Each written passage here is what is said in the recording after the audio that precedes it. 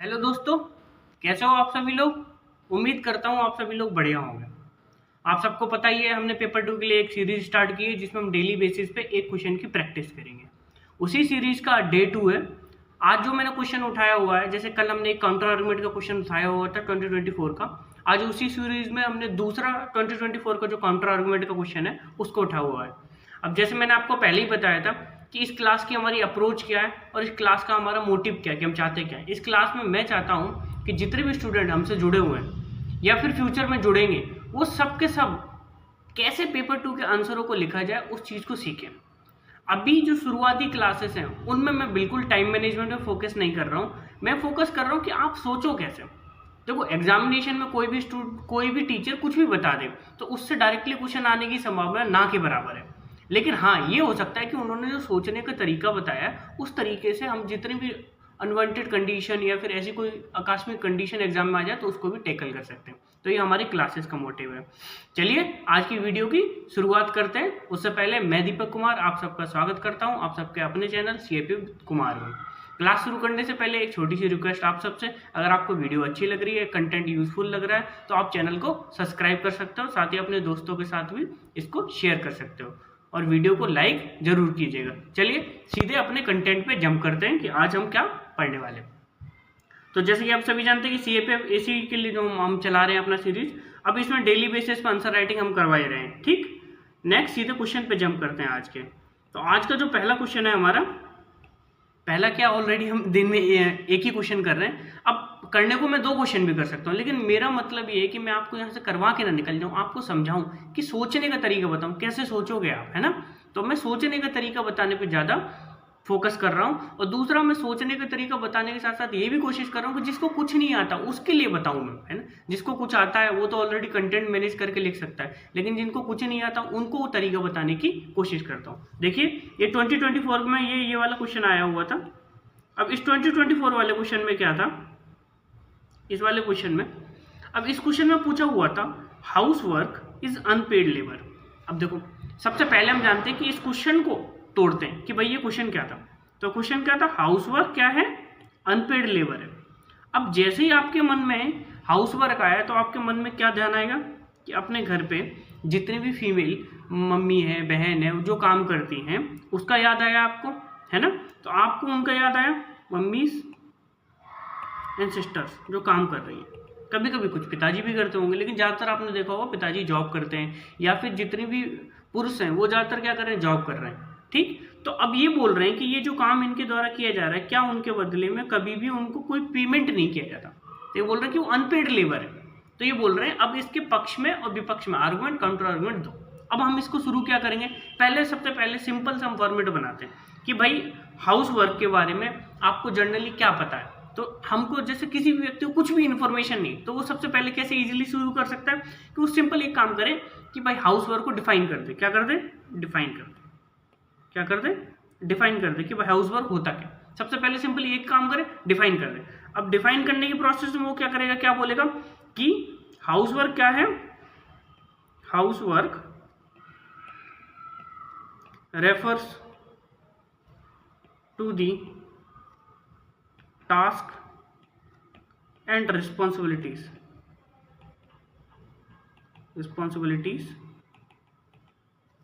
involved in maintaining a home। तो घर को मेंटेन करने के लिए जितनी भी टास्क और रिस्पॉन्सिबिलिटी होती है उनको जो भी पूरा कर रहा है ना, उसको किसके अंडर रख दिया हमने, हाउस वर्क। अब ये आपने सिंपली थोड़ा सा एक्सपेंड किया, जिसको कुछ भी नहीं पता सिंपल वर्ड पकड़ा, कीवर्ड क्या है, हाउस वर्क, तो उसको डिफाइन कर दिया। कल भी मैंने आपको बोला था, जब कुछ भी समझ में नहीं आया, आपको कोई इंट्रो नहीं आता, कोई नॉलेज नहीं है, तो आप सिंपली क्या करो, उठाओ उस वर्ड को, उसको डिफाइन कर दो। ठीक, अब आगे हम इस चीज को पढ़ेंगे कि भाई कैसे, मतलब कि और अच्छे अच्छे तरीके से लिखा जा सकता है, लेकिन अभी एकदम बेसिक नॉर्मल बात करते हैं कि भाई कुछ भी नहीं पता हमको, तो हमने सिंपली उस वर्ड को पकड़ा और उसको डिफाइन कर दिया। ठीक, इंट्रो शुरू करने का तरीका होता है डिफाइन कर दो। अगर आपको नॉलेज है तो आपके पास कोई डाटा के साथ स्टार्ट कर सकते हो, लेकिन ऐसे टॉपिक में जनरली किसी के पास डाटा होता नहीं, तो आप क्या करो कि सिंपली डिफाइन कर दो उसको कि ये क्या है। फिर हमने क्या बोला कि होम, फिर उसके बाद हमने कुछ एग्जाम्पल दे दिया उसके कि such as cleaning, cooking, laundry, maintenance, organisation, child care, financial management. अब हाउस होल्ड में क्या होता है कि कुछ रिस्पॉन्सिबिलिटीज होती है घर चलाने के लिए, ठीक। उसके में कौन कौन सी चीजों को जोड़ा हमने? क्लीनिंग, फिर उसमें जोड़ दिया cooking, laundry, maintenance, organisation, child care, financial management. अब फाइनेंशियल मैनेजमेंट कैसा कि भाई घर के जितने भी खर्चे हो रहे हैं उनको मैनेज करना, वो भी तो एक मैनेजमेंट ही हुआ ना। तो हमने जस्ट सिंपली सबसे पहले क्या किया, इसको डिफाइन कर दिया।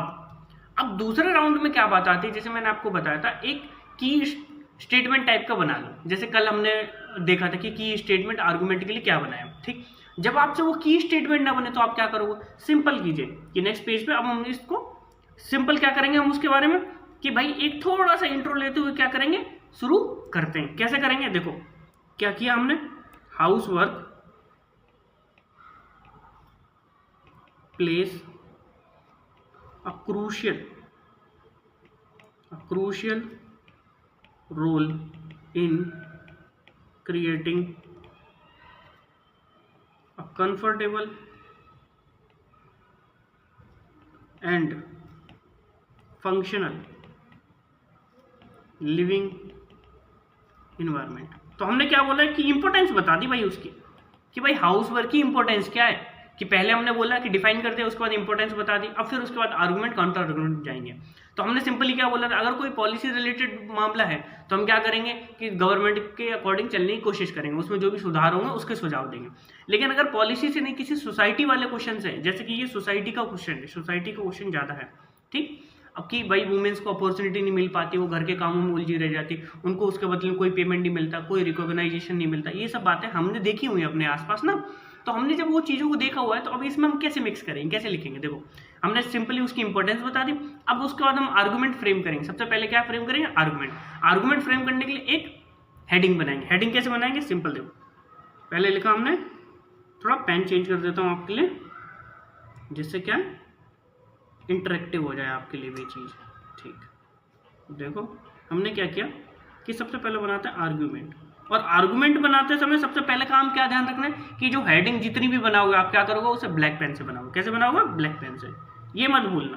कि देखो आंसर लिखना, कंटेंट, और उसके बाद उसके अच्छे से प्रेजेंटेशन करना। प्रेजेंटेशन का एक पार्ट है मल्टीपल पेन्स का यूज करना। मल्टीपल इसका मतलब नहीं कि कलरफुल कर डालो पूरे उसको, नहीं, आप क्या करो, सिंपल 2 पेन यूज करो, लिखने के लिए ब्लू पेन यूज कर लो, हाईलाइट और हेडिंग बनाने के लिए ब्लैक पेन यूज कर लो, ताकि जो इंपॉर्टेंट बातें एकदम से एग्जामिनर की नजरों में आ जाए कि हाँ ये इंपॉर्टेंट बात है, इस लड़के ने वो बात को लिखा है, जिससे आपके चांसेस बढ़ जाते हैं कि मार्क्स आपको ज़्यादा मिल जाए। तो देखो सबसे पहले हमने हेडिंग बनाते, कैसे बनाएंगे, argument house work is unpaid labour.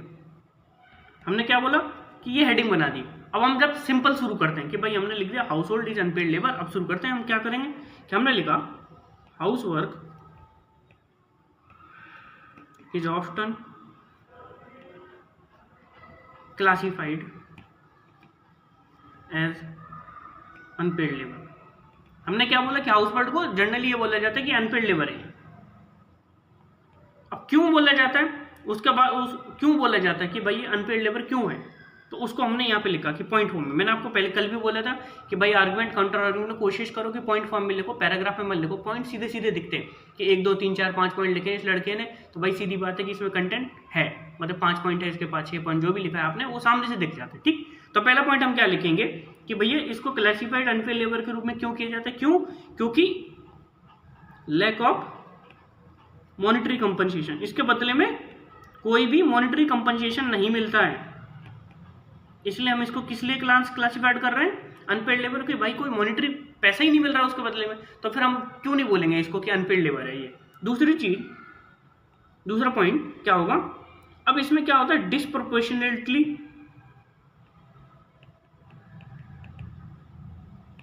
Disproportionately falls on women.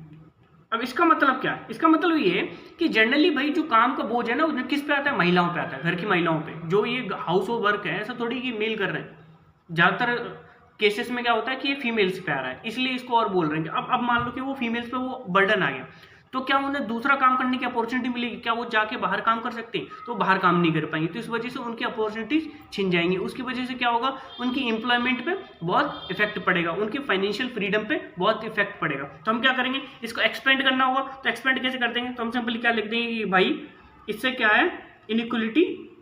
अब देखो मैं पूरा सेंटेंस आपको लिख के नहीं दिखा रहा हूँ, आपको सिंपली ड्राइव करना बता रहा हूँ कैसे कैसे चलेंगे आपको। जैसे मैंने बोला कि भाई उन पे बर्डन आ गया, तो बर्डन की वजह से क्या हुआ, इनइक्वलिटी बढ़ जाएगी। क्यों? क्योंकि वो फाइनेंशियली स्टेबल नहीं हो पाएंगे, अपने डिसीजन खुद नहीं ले पाएंगे। ठीक है, तो हमने बोला इनइक्वलिटी को क्या करेगा, ये इनइक्वलिटी को, जेंडर इनइक्वलिटी को, यहाँ पे जेंडर मिसिंग है, जेंडर इनइक्वलिटी को बढ़ावा देगा। तो आपको एक्सप्लेन करना है आगे, इस तरीके से बढ़ा सकते हो। ठीक, फिर तीसरा पॉइंट हमने क्या बोला, इससे क्या होता है कि उनका मेंटल एंड इमोशनल लेवल, अब ये जो जितने भी काम है उनके मेंटली रूप से उनको एग्जॉस्ट कर देती हैं। उनको जो भी काम है उसके वजह कोई पैसा तो मिल नहीं रहा है और ना ही अप्रिशिएशन मिल रहा है, तो उस वजह से क्या होता है कि भाई उनको जो मेंटल लेवल है वो गिर जाता है, उनको मेंटल प्रॉब्लम आने लगती है। ठीक है, क्योंकि आपने खुद भी देखो, मम्मी जब हमारे घर के मैनेजमेंट करती है तो कितना काम होता है उनको। जब इतना सारा काम होगा तो वो काम करने के लिए भाई एफिशिएंसी भी लगेगी और उसके बदले कोई अप्रिशिएशन तो मिल नहीं रहा है, तो इस वजह से क्या होगा कि भाई उनकी जो मेंटल और इमोशनल लेवल है वो भी कमजोर होगा। ठीक, फिर हमने बोला कि भाई इसमें क्या हो रहा है कि फिजिकल टास्क भी जुड़ा होता है। कैसा टास्क? फिजिकल टास्क भी जुड़ा होता है, कि जैसे कपड़े धोने, इन सब चीज़ों को काम करने में फिजिकली मेहनत तो लगती है। फिर हमने उसको बोला कि फिजिकल के साथ साथ मैनेजमेंट का भी काम जुड़ा होता है। कैसा जुड़ा होता है? मैनेजमेंट का भी वर्क जुड़ा हो। अब भाई देखो कि इतने सारे काम जुड़े, पैसा कुछ मिल नहीं रहा है और ऊपर से एप्रिशिएशन भी नहीं मिल रहा है, ना ही रिकॉग्नाइजेशन मिल रहा है, तो इस वजह से हम बोल रहे हैं कि भाई अनपेड लेबर। जो पेड होने के लिए क्या है कि भैया तो पैसा मिल जाए, पैसा नहीं मिल रहा तो कुछ अप्रिशिएशन भी मिल जाए, अप्रिशिएशन भी नहीं मिल रही है, तो इसलिए हम क्या बोल रहे हैं कि भैया ये अनपेड लेबर है। फिर हमने 5वें पॉइंट में क्या बोला कि भैया कि इसकी इकोनॉमिक वैल्यू नहीं है। क्या नहीं? जैसे देखो इतना सारा काम कर रहे हैं भाई, इकोनॉमिक वैल्यू ही नहीं है। अब इकोनॉमिक वैल्यू क्यों बोला हमने कि भैया इतना सारा हमने काम किया लेकिन इसको इकोनॉमी में भी काउंट नहीं कर रहे हैं। भाई जब इकोनॉमी में भी काउंट नहीं कर रहे हैं तो हमारी मतलब कि जो जीडीपी वगैरह उसमें ये काउंट नहीं होता। जितने भी घर के काम है या फिर ऐसे काम जिसके बदले में कोई पैसा नहीं मिला है उनको जीडीपी में काउंट नहीं करते। तो इस वजह से हम क्या बोल रहे हैं कि भैया इसकी इकोनॉमिक वैल्यू भी नहीं है ना। तो फिर हमने ये देखा। अब ये हमने क्या देखा कि आर्गुमेंट देखी हमने, आर्गुमेंट देख ली। अब नेक्स्ट हम क्या देखेंगे कि भाई इसके काउंटर आर्गुमेंट क्या है, कि भाई ये जो बातें हमने बोली हाँ यार ये अनपेड लेबर तो है ही। फिर उसके बाद हम देखते हैं कि भाई अनपेड लेबर है ठीक है, लेकिन अब दूसरी तरफ हम बोल रहे हैं काउंटर आर्गुमेंट में। सबसे पहले हम क्या करेंगे, काउंटर आर्गुमेंट का हेडिंग बनाएंगे। पहले पेन चेंज करके सिंपल ब्लैक पेन से, मैं आपको बार बार बोलता हूँ हेडिंग बनाओ ब्लैक पेन से। काउंटर आर्गुमेंट लिखा हमने यहाँ पे, और फिर क्या किया, फिर हमने बना दिया वही house hold work is not unpaid labour. ये क्या है, अनपेड लेबर नहीं है ये। नेक्स्ट टाइम हमने ये बोला, चेंज किए। अब देखो इसको शुरू करते हैं एक्सप्लेन करना। अब इसमें क्या बोल रहे हैं कि हम भाई अनपेड लेबर नहीं है ये। क्यों? क्योंकि हमने क्यों बोल रहे हैं कि भाई ये अनपेड लेबर क्यों नहीं है? क्यों बोला हमने, जो हाउस होल्ड वर्क है is not equivalent to paid labourer because कि भाई ये पेड लेबरर के बराबर क्यों नहीं होता है, ये अनपेड क्यों है। उसके कारण देखो हमने बोला कि भाई इसमें पर्सनल बेनिफिट शामिल होते हैं। क्या होते हैं? Personal benefit. अब जनरली अगर आपको मैं सोचने के लिए बोलूं कि इसे अनपेड लेबर क्यों ना बोले, तो भाई अनपेड लेबर नहीं है, इसके बदले बहुत सारी चीज़ें मिलती है। जैसे देखो एप्रिशिएशन मिलता है ना, लव है, केयरिंग है, मदर और सिस्टर जो आपका ध्यान रख रही हैं उनमें लव है, केयरिंग है, उस वजह से। और दूसरा एक ये दोनों सपोर्ट सिस्टम के तहत काम करती है। जैसे फादर मनी अर्न करके लेके आ रहे हैं तो मदर उसको मैनेज कर रही है, मैनेज करके घर को कैसे चलाया जाए। अगर मान लो दोनों लोग चले जाएंगे तो चाइल्ड की केयर कौन करेगा। तो इस टाइप से ये सिर्फ मॉनिटरी टर्म्स में इसको नहीं सोच सकते हम क्या बोलेंगे, इसका तर्क क्या देंगे कि सिर्फ मॉनिटरी टर्म्स में सोचा तो ये बात सही नहीं होगी। हम मॉनिटरी टर्म्स में नहीं, मॉनिटरी टर्म्स के अलावा इमोशनल टर्म्स भी होते हैं, पर्सनल बेनिफिट्स भी होते हैं, उसके टर्म्स में हमें इस सब चीज़ों को सोचने की आवश्यकता है। तो उसी में मैंने लिखा पहला क्या, पर्सनल बेनिफिट। उसमें क्या बोलते हैं कि जितने भी हाउस होल्ड मेंबर्स हैं उनको पर्सनली बेनिफिट होता है। जैसे कि भाई मम्मी जी ने काम करके दिया, कोई खाना दिया आपको बना के, तो भाई बच्चों को, हमारे बच्चों को भला हो रहा है ना, तो फिर इसको उसमें रख दिया हमने कि बोला कि भाई पर्सनल बेनिफिट्स होते हैं। ठीक, दूसरा फिर हमने लिखा कि भाई नॉन मॉनिटरी रिवॉर्ड्स मिलते हैं इसके बदले में। ऐसा नहीं कि भाई मॉनिटरी रिवॉर्ड नहीं मिल रहा तो कोई नहीं, नॉन मॉनिटरी रिवॉर्ड्स मिल रहे हैं, नॉन मॉनिटरी रिवॉर्ड्स मिल रहे हैं। अब वो नॉन मॉनिटरी रिवॉर्ड्स कैसे हैं कि पर्सनल सेटिस्फेक्शन मिलता है, पर्सनल सेटिस्फेक्शन। अब ये क्या है भाई, ये कैसे हुआ? अब पर्सनल सेटिस्फेक्शन बोलो कि आपकी मम्मी ने आपको खाना बना के दिया, आपको लगा, उनको लग रहा होगा कि हाँ चलो मेरा बच्चा भूखा नहीं है, उसकी केयरिंग हो रही है ना, उसको ध्यान रखा जा रहा है, तो उस टाइप से पर्सनल सेटिस्फेक्शन मिला, है ना। लव मिलेगा, लव एंड रिलेशनशिप स्ट्रांग होगी। क्या होगा? रिलेशनशिप स्ट्रांग होगी। क्यों? क्योंकि म्यूचुअल फेथ होगा एक दूसरे को। अच्छा तुम वो काम कर रहे हो तो कोई दिक्कत नहीं, मैं यहाँ के बाकी जो घर के काम है उनको समेट रही हूँ, दोनों के काम, दोनों एक दूसरे की रिस्पेक्ट करेंगे। तो हमने बोला कि नॉन मॉनिटरी रिवॉर्ड्स मिलते हैं जिसमें म्यूचुअल रिलेशनशिप में रिस्पेक्ट, म्यूचुअल रिलेशनशिप रिस्पेक्ट, ये वर्ड मैं इनको एक्सप्लेन नहीं कर रहा हूँ, है ना। अगर मैं इनको एक्सटेंड करके लिखूंगा तो ये बहुत लंबा वीडियो हो जाएगा ना, आप बस मुद्दा समझो कि मुद्दा क्या है, ठीक है। फिर तीसरे पॉइंट में हमने लिखा कि ये चॉइस एंड फुलफिलमेंट होता है। अब चॉइसेस कैसे हैं ये कि भाई चॉइस ऐसे है कि भाई लोगों को मतलब कि इसमें बर्डन नहीं डाला जाता, पुरुष या महिलाएं जो भी हो वो अपनी चॉइस से चुन लेते हैं कि भाई ये काम मैं कर सकती हूँ, ये काम मैं कर रही हूँ, तुम दूसरा काम कर लो, ठीक है। तो ये चॉइसेस का भी पार्ट है, अनपेड नहीं है, ठीक है। जब चॉइस किया है तो फिर यहाँ पेड अनपेड की कोई बात आती ही नहीं है। चौथी चीज है कि भाई वैल्यू बियॉन्ड इकोनॉमिक्स। अब हमने बोला कि भाई इसकी जो वैल्यू है ना पर हाउस होल्ड वर्क की, ये इकोनॉमिक्स से अलग है, इकोनॉमिक्स से परे है ये वैल्यूज। क्यों? क्योंकि इसमें क्या है, केयरिंग है, केयरिंग है। अगर मदर चिल्ड्रन की केयरिंग कर रही है, ब्रदर सिस्टर की केयरिंग कर रहा है, या फिर बहन भाई की केयरिंग कर रही है, जो लव है, वो सब चीज़ों को हम वैसे भी काउंट करके जीडीपी में नहीं डाल सकते। तो फिर हमने क्या बोला कि भाई ये बियॉन्ड इकोनॉमिक्स है, ये चीज़ बोली हमने। फिर इस चीज़ को बताने के बाद हमने बोला कि भाई स्ट्रॉन्ग इमोशंस को बिल्ड करने में हेल्प करता है। क्या करता है? स्ट्रॉन्ग रिलेशन, जो इमोशंस है उनको बिल्ड करने में हेल्प कर रहा है, कि जो रिलेशनशिप है उनको मजबूत करने में हेल्प कर रहा है। अब ये सब चीज़ें लिख दी। अब हमने आर्गुमेंट के बाद काउंटर आर्गुमेंट लिख लिया। अब हमको पता है कि अब कंक्लूड करना है इसको, तो कंक्लूड कैसे करेंगे? देखो नेक्स्ट पैरा में हम देखते हैं कि भाई इसे कंक्लूड कैसे करेंगे। तो हम क्या करेंगे? सिंपल क्या लिख दिया हमने कि house work is labour of love satisfaction. So हमने क्या बोला? हाउस होल्ड वाला जो काम है वो क्या है? लेबर तो है, लेकिन लव का लेबर है, सेटिस्फैक्शन का लेवल है। सो फिर हमने बोला उसके बाद आगे क्या करें, इसलिए हमने बोला so house hold work is not comparable to paid labour. फिर हमने क्या बोला कि भैया हाउस होल्ड वर्क क्या है? लव और सेटिस्फैक्शन का लेबर है, इसलिए हमें दूसरी चीजों से उसे कंपेयर नहीं करना चाहिए पेड जॉब से, ठीक है। फिर उसके बाद हमने बोला कि यार कुछ तो कमियां हैं कि जबरदस्ती किसी पे थोप दिया जाए उस काम को, तो उसके लिए हमने क्या बोला? लास्ट में 1-2 लाइन लिख के हुए हमने बोला कि इन चीजों में सुधार किया जाना चाहिए। तो हमने क्या बोला कि recognising the complexities of housework can lead to more equitable solution and greater appreciation। ठीक, तो हमने क्या बोला कि भाई जिस तरीके से ये कॉम्प्लेक्स चीज है उसके हमें क्या करना चाहिए कि इसका सोल्यूशन निकालने की अप्रिसिएशन ज़्यादा दिया जाना चाहिए, और उनको चॉइसेस दी जानी चाहिए। अगर आपको करना है तो करिए, नहीं करना है तो आप जो भी आपको कैरियर परस्यू करना है वो करना चाहिए, ठीक। तो हमने क्या किया? फिर लास्ट में लिख दिया house work be a choice, should be a choice, है ना, चॉइस और अ कंपल्सन। इस टाइप के कुछ लाइन को लिख के हमने खत्म कर दिया उसको। ये हुआ हमारा खत्म, ठीक।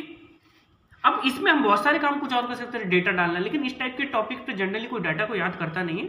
अगर कोई इकोनॉमिक टाइप का कुछ कंसेप्ट हो तो उसमें डाटा को याद करते हैं। अब इस टाइप में सोसाइटी वाले हैं तो उसमें हम एक्सप्लेनेशन कर सकते हैं, ठीक है। तो ये हमने क्या किया, आज एक क्वेश्चन का कंप्लीट एनालिसिस किया, कैसे उसका सोल्यूशन बनाया जा सकता है। डेली हम इसी बेसिस पे क्या करेंगे कि क्वेश्चंस को, एक एक क्वेश्चन को प्रैक्टिस करेंगे। अगर आपको वीडियो अच्छा लगा हो तो चैनल को सब्सक्राइब कर सकते हो, लाइक कर सकते हो। अगर आपको कोई चीज़ चाहिए होगी, आपको लग रहा है कि मुझे ये चीज़ और चाहिए, एक्सप्लेनेशन में ये चीज़ बढ़ा दीजिए, तो हम क्या करेंगे, आप कमेंट सेक्शन में भी मुझे कुछ बता सकते हो कि सर ये चाहिए, तो मैं उसको भी सॉल्व करने की कोशिश करूँगा। दूसरी चीज़ मैं आपको बता दूँ, अभी हम क्या है, बहुत स्लोली चल रहे हैं। वीडियो देखो 20 मिनट के आसपास की बन जा रही है। कारण क्या है कि जिस बंदे को कुछ भी नहीं आता उसके अकॉर्डिंग मैं सोच के चल रहा हूँ, है ना। अगर मैं चाहूँ तो उसी चीज़ को 10 से 15 मिनट में भी खत्म कर सकता हूँ, लेकिन बात ये है कि मैं यहाँ पे ना टाइम काउंट करने के लिए नहीं बैठा हूँ। आपको वैल्यू मिल जाए उतना काम तो जरूरी है, और मुझे लगता है कि शुरू में बहुत धीरे धीरे करना चाहिए। अभी देखो हम PYQ कर रहे हैं, फिर करंट के टॉपिक्स करेंगे, इसी टाइप से पकड़ेंगे, एक एक क्वेश्चन करेंगे ना रोज। बहुत दिन है हमारे पास, 3-4 महीने में आपको बोल सकता हूँ कि 2 से 3 महीने में आप खुद आंसर क्रिएट करना सीख जाओ, किसी की जरूरत नहीं पड़ेगी आपको, ठीक है। वीडियो अच्छा लगा हो तो बस आज की वीडियो में सिर्फ इतना ही। Thank you very much for listening.